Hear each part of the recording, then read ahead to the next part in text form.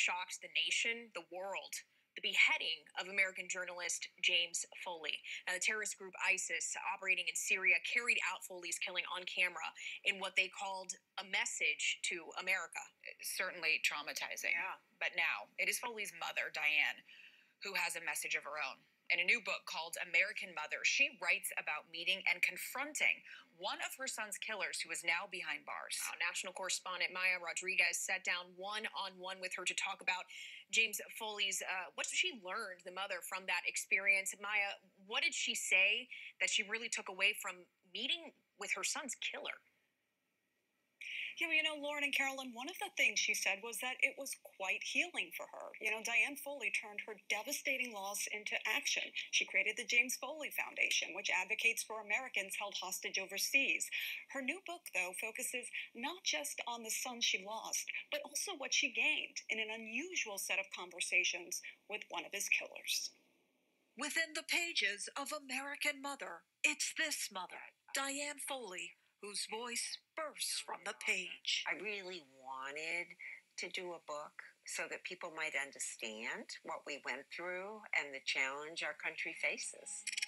The story begins in 2012.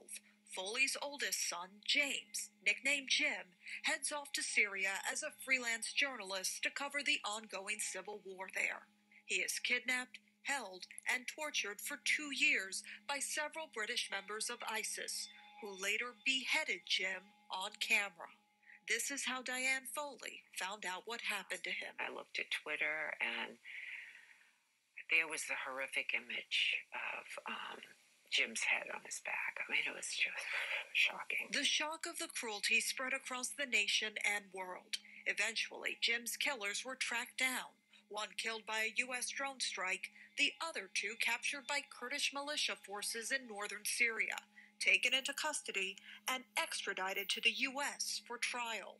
One of them was this man, Alexander Cody. Why did you decide to go meet with him? Alexander chose to plead guilty to all 8 counts, pleaded guilty to everything, and he offered to meet with victims.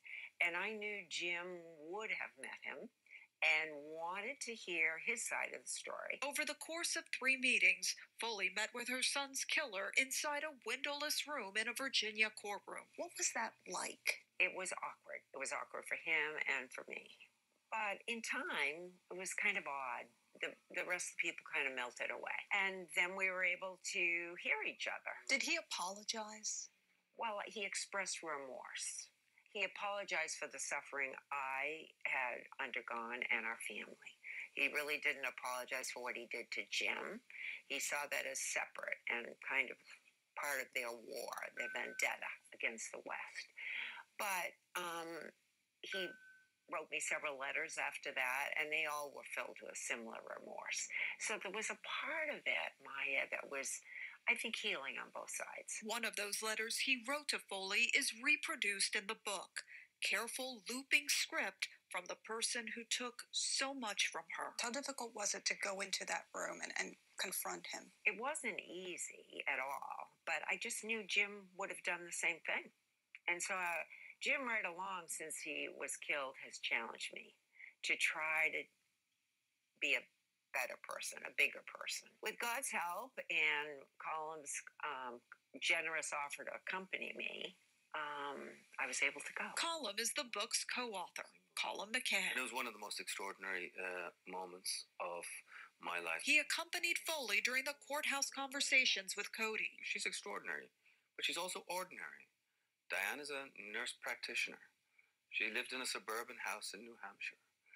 Her son went away and her son didn't come back, but she decided out of all of that, she would change the way that other sons and daughters would come back.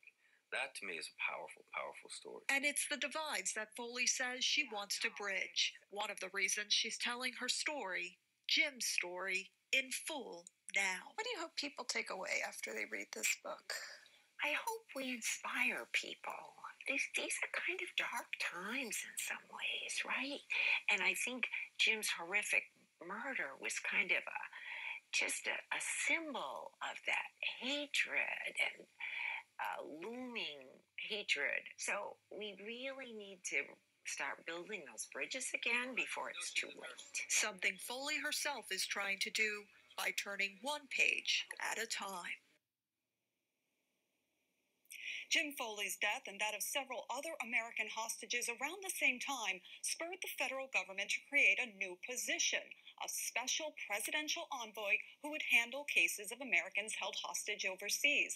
That point person didn't exist when Jim was kidnapped, but now it does, something Diane Foley also sees as part of her son's legacy.